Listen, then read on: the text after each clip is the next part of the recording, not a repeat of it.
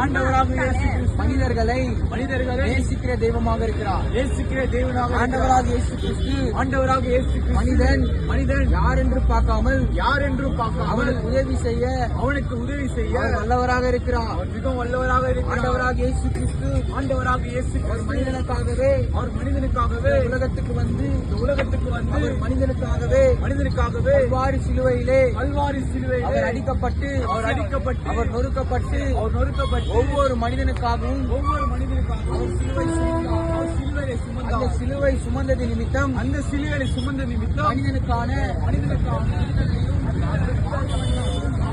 ஆண்டவராக இயேசு கிறிஸ்து சிலுவையிலே பெற்றுக் கொடுத்தார்.